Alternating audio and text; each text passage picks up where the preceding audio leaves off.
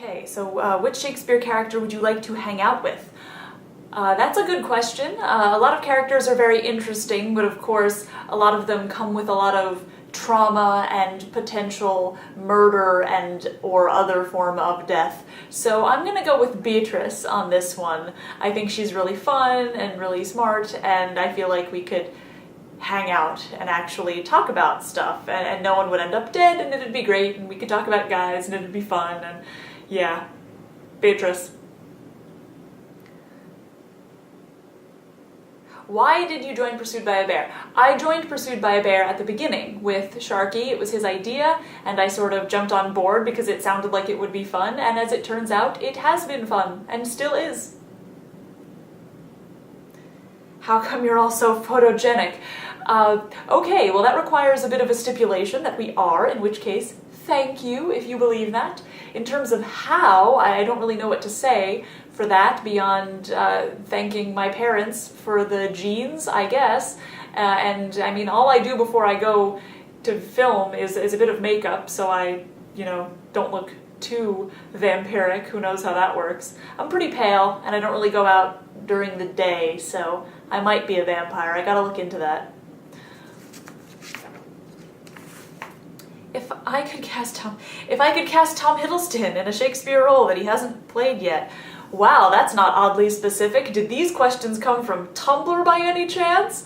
As for Tom Hiddleston, I think that it's pretty obvious to say Hamlet, because, once you play Henry V, you kind of have to play Hamlet, but I think it's actually a really good fit for what he's been doing in Shakespeare, because he's got the young but kind of edgy and kind of intense thing down. So I think Hamlet's a good choice for him, besides the fact that it's just sort of like the trajectory. Once you've done Henry V, it's like, oh yeah, you should do Hamlet. But I think it actually particularly makes sense. So if I could make that happen, I certainly would. Which books have you recently read? Well, I'm gonna plead the fifth on how long ago this was, because life has been so nuts that the books on my list haven't been happening. I'm in the middle of a Julius Caesar book right now called Death of Kings, actually.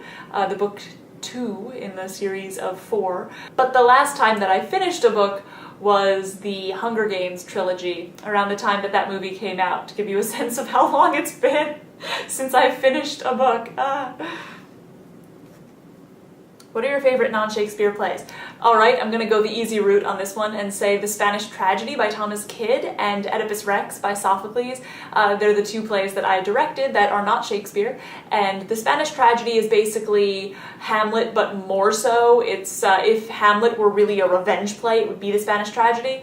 The Spanish Tragedy was written about 15 years before Hamlet, and Shakespeare pretty much ripped it off entirely. It's kind of epic, and it's really brutal, and really interesting, and the characters in it are very intense, and I loved them, and that's why I sort of went with the plot of it as well, which is totally off the hook, and I love it so much. And Oedipus Rex, of course, a little bit more famous than The Spanish Tragedy. The reason why I really love it is because not only is the story just classic and amazing, and these characters are just put in these incredible situations, but it's basically the birth of dramatic irony. Sophocles really goes right up to the edge of what it should be okay to do with dramatic irony, and just hits this fantastic stride with it. And that is what, just every time when I read it, my mind is blown again.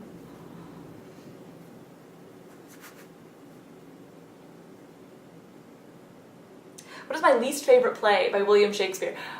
I have to say Two Gentlemen of Verona, because the characters are so unlikable and the plot is so stupid, and it's just hard to get into. I can't say that you could never do it well, but I really don't like it. I mean, the protagonist is just so Proteus, he sucks.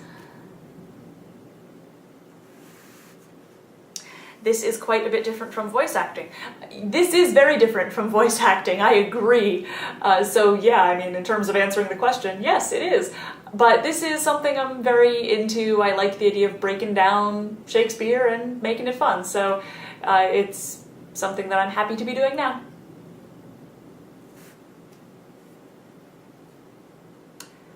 Were we part of any project together before joining Pursued by a Bear?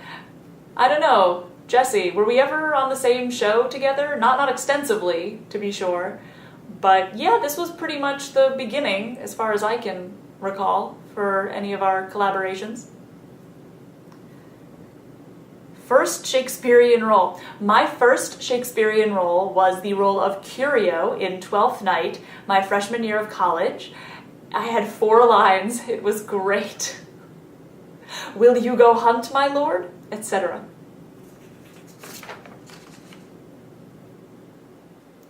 Best and worst film adaptations of any Shakespeare play.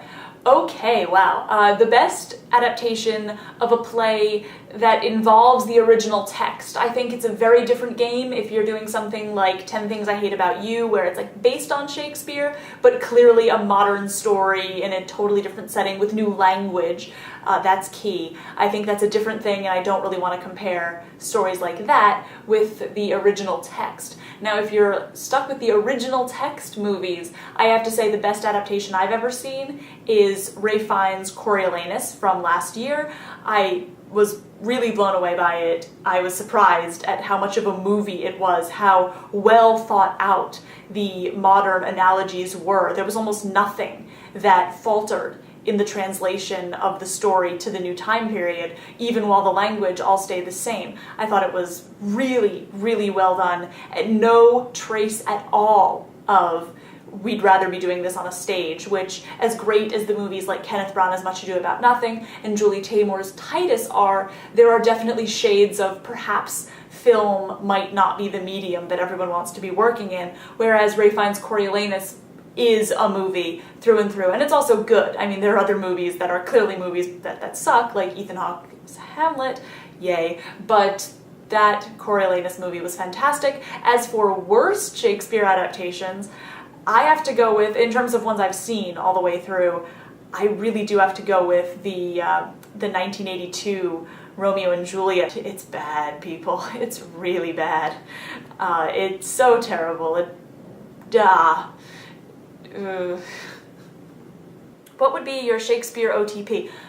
So I've recently been informed that canon pairings don't count, and I'm pretty boring. I like a lot of canon pairings, and in Shakespeare I haven't been that adventurous with my pairing of characters together just because I so like just what the plays give me. I don't really feel too much of a need to romantically pair people off. I like backstories, but not so much using the characters as they exist in their current timeline to, touch each other, as it were. But I have to say, OTP that is not a canon pairing is Brutus Cassius. Oh my god, I mean, they're such a couple. That's like not even a joke. And I think that it's really interesting how they interact and everything, and I think it would be great. So yeah, Brutus Cassius is my OTP. How old are you guys? Alright, well, old enough to have been reading Shakespeare for over 10 years. How about that?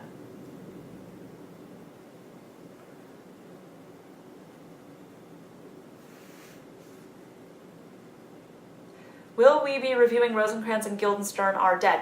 There are no plans at the moment to review Rosencrantz and Guildenstern Are Dead, the play, or any film adaptations of it or anything, but it's certainly in our sphere, so it's not off the table. It's just that we haven't really looked at it yet, and since we've done a lot of Hamlet, I'm not sure how soon we're going to be coming back to Hamlet-related things, but it's certainly something that we could look at and could be of interest to our future endeavors. Have I seen the complete works of William Shakespeare abridged by the Reduced Shakespeare Company? Don't insult me. Don't insult me. Seriously, seriously. Have I seen it? I will answer with this. From Tybalt's death onward, the lovers are cursed. Despite the best efforts of friar and nurse, their fate pursues them. They can't seem to duck it, and by the end of Act 5, they both kick the bucket. Yes, I have seen it live a few times. I've seen the DVD several times, listened to every single commentary on it. I'm a fan. Have I at some point actually memorized the entire Othello rap? Yes, I have. I am the Austen character. You don't understand. That scholarly, takes himself slightly too seriously kind of lunatic, that's me. I am that person. So do I like them? Yes. Okay, who's the weakest male character? I want to say Posthumus from Cymbeline, but I can't. He breaks very spectacularly in ways that are just mind-boggling, but he does have a lot of pressure put on him. He actually has reason to be as disturbed as he is. Now, Proteus from Two Gentlemen of Verona is the weakest male character because he breaks, not quite as spectacularly as Posthumus, though very close, and he does it for no reason at all. So, yeah, gotta go with Proteus on this one. The strongest female character is Beatrice, 100%.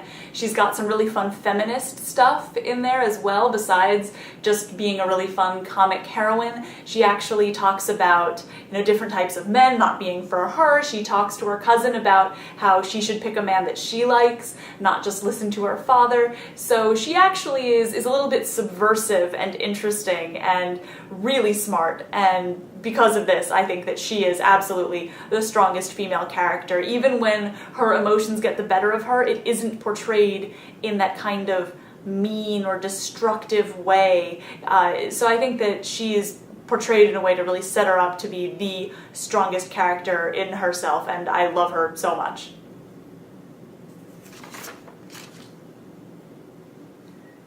Most slimy and evil. So the most evil villain, in my opinion, and I'm not the only one, is Iago. He is so evil. Oh my god. And he's evil without a clear motivation. Like, you can see why the events in his life have made him so bitter. Like, you can see how they've made him that bitter, but it's hard to really understand what is up his ass. I mean, he's so immoral. He just wants to destroy. He is so viciously jealous, and he's so intelligent, and he's so able to play people, and he's so cold about it that it's very shocking. A lot of other villains are much more specifically motivated. They have a specific thing they're trying to get, like the crown or something, or they have a specific grievance, and he doesn't really. He has a lot of general grievances and a lot of hate, but it's because of this kind of fuzzy goal of his that makes him the most upsetting villain to me. Harry Potter. I do not have a Pottermore account, so sorry to disappoint. I am a big Harry Potter fan, 100%, definitely, but I'm cool. I'm cool without a Pottermore account. How did PBAB get started? You should ask Sharky this question in particular, but the two of us started it together. It was Sharky's idea. He's the one who sort of geared it all up and got the infrastructure up and running and made it happen. And then he recruited pretty much everybody else. Between the two of us, we've been able to meet people and find people, but he's done most of that. So that's how PBAB started, and how it exists in its current form today is mostly through his efforts, really. You guys are all so awesome. We're awesome, thank you. We try. We're gonna keep going, we're gonna keep trying. Who came up with PBAB? So Sharky came up with Pursued by a Bear, and I helped found it.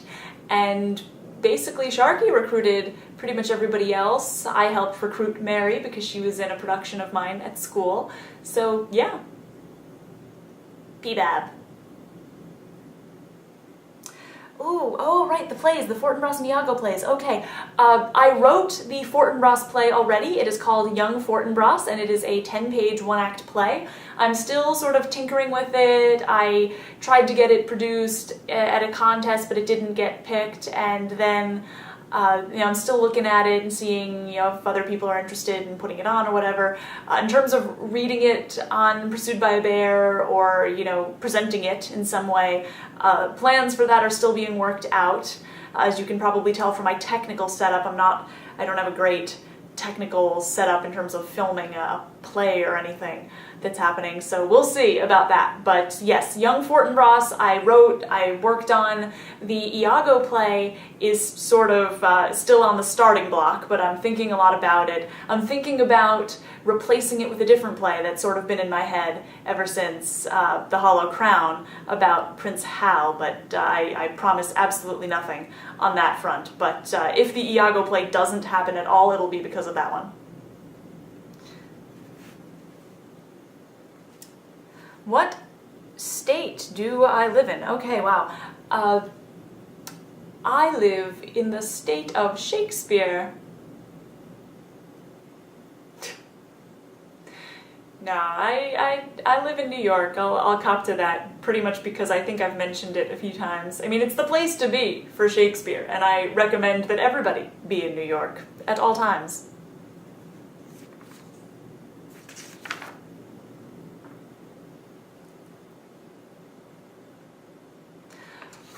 Favorite Shakespeare quote? Okay, I'm not going to answer that question because asking my favorite Shakespeare quote is like asking my favorite word in the English language. They're all great for different things. I use them in all different types of situations, and there's no one word that I can be like, oh, that's the best word, that's the best quote.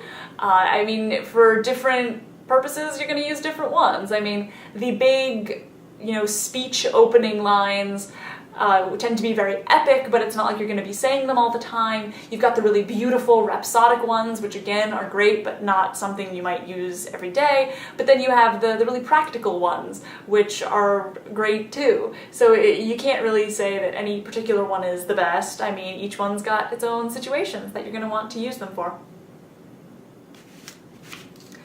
Do we think of Hamlet as 16 or 30?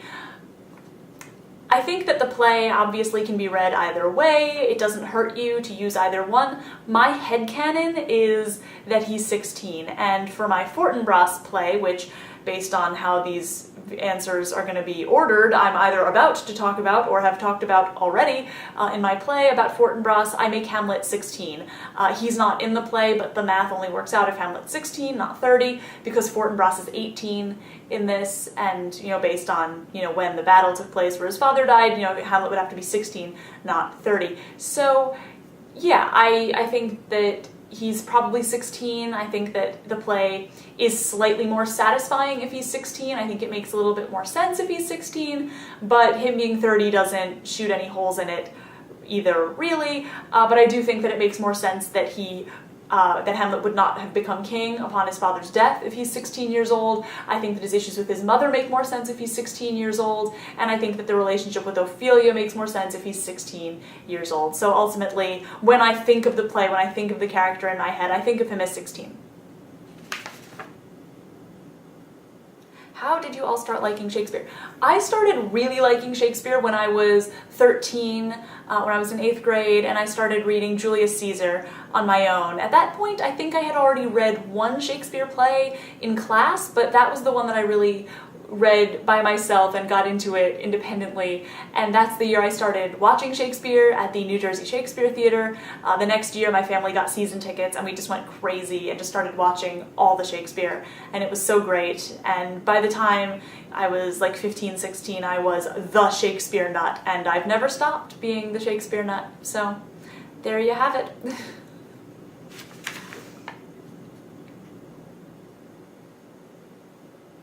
All-time favorite Shakespeare character. Toss-up between Cassius and Richard II. It's hard to compare them because Richard II is such a domineering protagonist, and Cassius, of course, is not. It's a bit of a coin flip, but I'll probably have to give it to Richard on this one. I love the play. I love his place in it. I think he's an incredibly interesting character, and I mean, there's a reason why that's the play I directed. So yeah, gonna go with R2.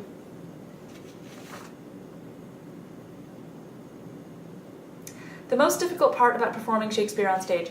I think the most difficult thing is the balance between using the verse to your advantage and speaking the verse as if you're actually talking. I think there's a great disparity between these two strategies, as if like you can only do one or the other, and you have like the really old school, like all the movies that are like really old, that are about Shakespeare plays, you know, you're gonna see people singing the verse, and it's gonna be really over the top and operatic and very unnatural, and then you're gonna get people who try to wrench the verse into a modern tone and a modern sound, and that's gonna sound terrible as well. You're gonna lose a lot of the beauty and the, you know, intriguing parts of the language itself. And I think there's a balance to this. I think that, yeah, you know, there's all this great stuff in there, and then you want to speak it as if this is how your character speaks. If you've got a lot of rhyming couplets, that's how your character talks, and speak it as if it's natural for them. You don't want to go up there and be like, I'm basically singing this song, but, you know, your character could be really smart and intense, or just, you know, it informs the tone of the scene and everything, but it doesn't have to make you sound ridiculous. On the other hand, you don't want to go through and specifically say, okay, I'm going to sound really modern with this, and I'm going to, you know, try and use a very modern dialect, because then you're changing your character. You're not actually being the person that's on the page. So I think that once you've learned that, that's sort of the key step of how to sound good doing Shakespeare. But up until that point, Shakespeare is pretty hard. My favorite Shakespeare pickup line is that you should never ever pick me up using a Shakespeare quote ever, because inevitably I will pick up on the context and be very annoyed at the fact that, yes, okay, everyone's gonna die, or everyone's gonna suck, or something terrible is gonna happen. So no, I don't want you to pick me up using a Shakespeare quote, ever. You could pick me up by being generally knowledgeable about Shakespeare, but not directly through a Shakespearean pickup line. Don't do it. What roles have I played? Have I directed any, or were part of the crew? All right, let's do this. Freshman spring, I was Curio in 12th Night. Then I directed 3 scene exhibitions where I cut together different scenes with a theme, and I directed those. Some Valentine's Day, some Halloweens. We had some scary stuff, we had some romantic stuff, that was fun. So then my sophomore year was filled with those scene exhibitions. My junior year I directed Richard II, and I was also Lord Bagot, and that was an all-female cast, so that was really an interesting, really wonderful experience there. And then after that I directed The Spanish Tragedy, which is not Shakespeare but Shakespeare contemporary, and that was pretty epic, and I played the Viceroy of Portugal in that. After that I was the Provost in Measure for Measure, my senior year. I also produced a production of Pericles. I produced that Measure for Measure, assistant produced for publicity, and I think that's it. I don't think I've been involved in any other Shakespeare plays. Came close.